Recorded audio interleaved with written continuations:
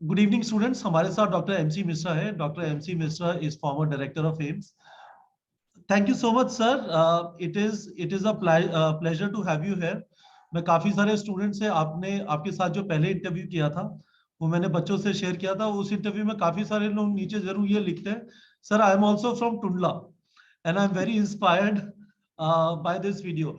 तो सर मैं इस इंटरव्यू में सबसे पहले आपसे एक चीज जो पूछना चाहता हूँ, you have had an illustrious career as a doctor. आपने काफी सारी चीजें की which has inspired a lot of people. What makes a good doctor, sir?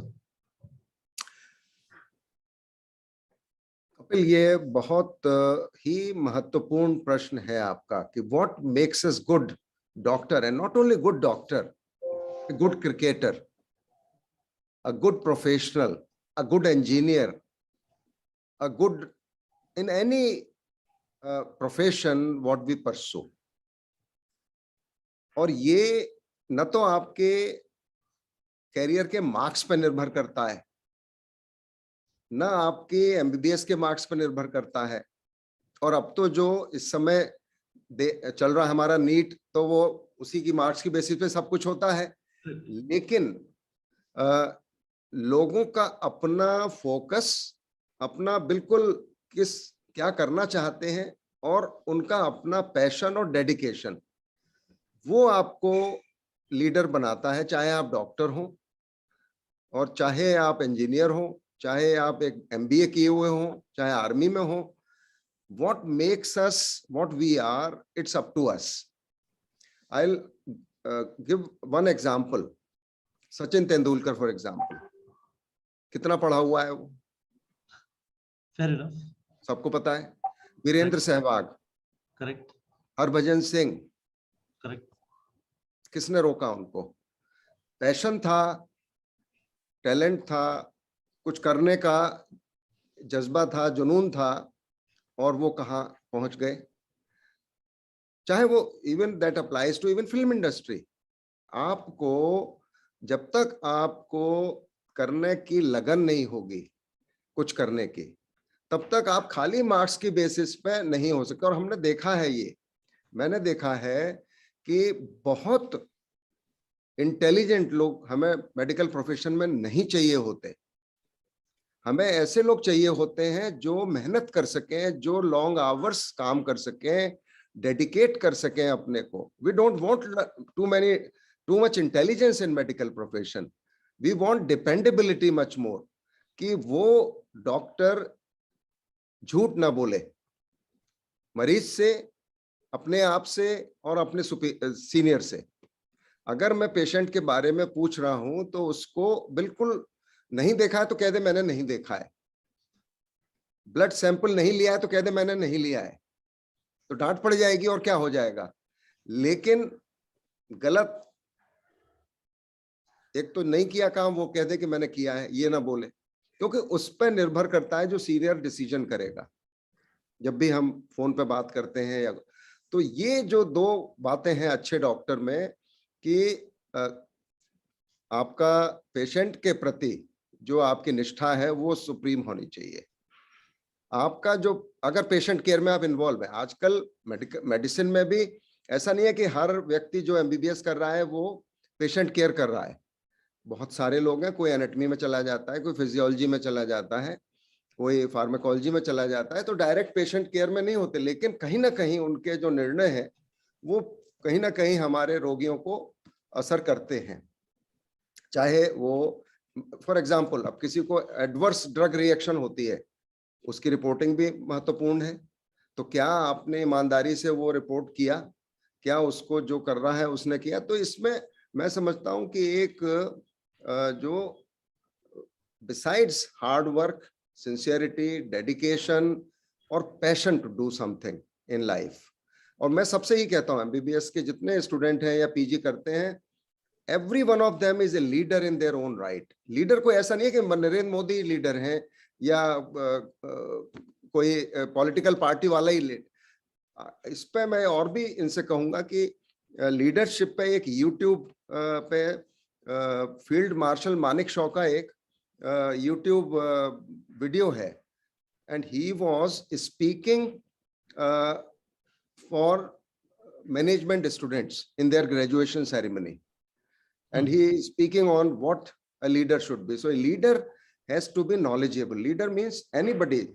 If I am not there, my younger faculty is the leader for patient care to make decisions at that time. If that faculty is not there, then my senior resident is the leader at that time to make decisions, right or wrong. देखिए, decision कोई भी है वो retrospect में गलत या सही होता है. जब आप प्रोस्पेक्ट में कोई डिसीजन लेते हैं उस समय गलत सही नहीं होता. उस समय जो आपने ठीक समझा, आपने डिसीजन लिया, दैट में गो रॉन्ग, दैट में गो राइट, बट उस समय जो आपकी विजडम थी, आपने निर्णय ले लिया उसको, और वो ले लेना चाहिए उसमें. उसको बाद में फिर हम एनालाइज करते हैं कि भाई क्या इसको और ठीक कर सकते थे, बेहतर कर सकते थे. डीप ब्रीफिंग जिसको कहते हैं.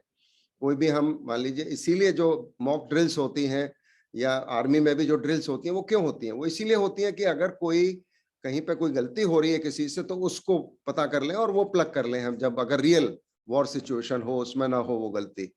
तो मैं यही कहूंगा कि इसमें ये चीजें बहुत महत्वपूर्ण है. मार्क्स कहीं ना कहीं बैकसीट ले लेते हैं आगे चल के.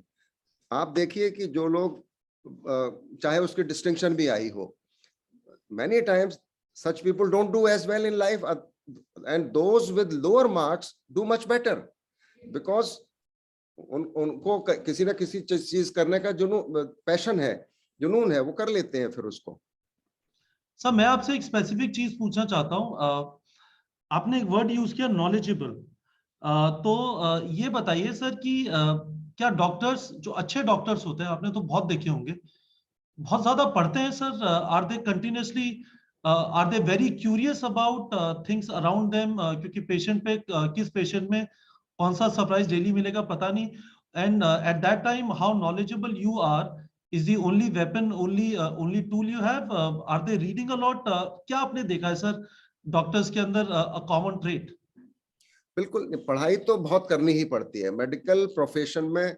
जैसे मैंने शायद पहले भी जो आपने मेरा आपसे वार्तालाप हुआ था उसमें मैंने ये कहा था कि 17-18 साल के उम्र पे अगर कोई बच्चा मेरे पास आता है ये समझने के लिए कि मैं मेडिकल प्रोफेशन में जाऊं कि ना जाऊं, तो उसमें मैं उससे यही कहता हूं कि देखिए, medical profession is one profession जिसमें आपको लंबी इनिंग ट्रेनिंग के लिए करनी पड़ती है. Before you become a specialist you have to spend 8.5 years. अगर आप थ्रू आउट चल रहे हैं, एमबीबीएस 4.5 साल में कर लिया, 1 साल इंटर्नशिप कर ली, 3 साल की पीजी कर ली, तो 8.5 तो मिनिमम वो हो गए. फिर अगर आप सुपर स्पेशलाइजेशन कर रहे हैं किसी भी स्पेशलिटी में, फिर आपके 3 साल और चाहिए, 11.5 साल हो गए. और उसके बाद भी समाज आपको कितना रिकॉग्नाइज करता है ये क्वेश्चन मार्क रह जाता है, क्योंकि वो फिर भी देखता भाई एक्सपीरियंस वाला डॉक्टर हो और ज्यादा एक्सपीरियंस वाला हो. तो इसलिए आप उसके लिए तैयार रहें, नंबर 1, लंबा समय बिताने के लिए.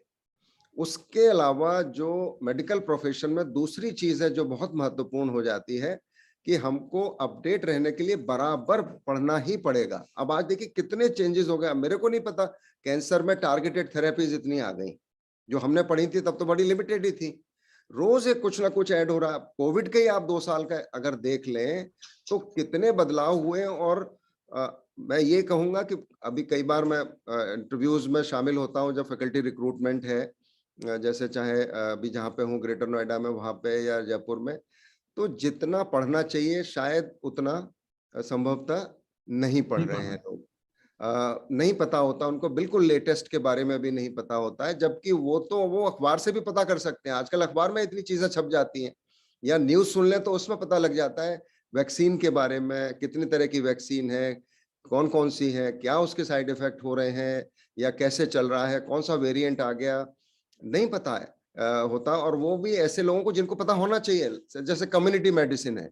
अब इसमें न पता होने का कोई मतलब नहीं है. पब्लिक हेल्थ का आदमी, उसको तो सब कुछ पेंडेमिक के बारे में पता होना चाहिए. तो ये पढ़ना तो पूरी जिंदगी हम लोगों को पड़ता है, आज भी पड़ता है. आज भी मैं कोई अगर ऐसा ऑपरेशन करता हूं जो मैंने सपोज नहीं किया कुछ समय से, और वो अनकॉमन कंडीशन है, तो मैं पढ़ के जाता हूं अभी भी. रोज जो करता हूँ उसमें कोई मुझे, वो तो ऑटोमेशन है मेरा, उसमें तो ऑटोनॉमी डेवलप हो गई है, मुझे सोचना नहीं पड़ता अब क्या करना है, वो हो जाता है।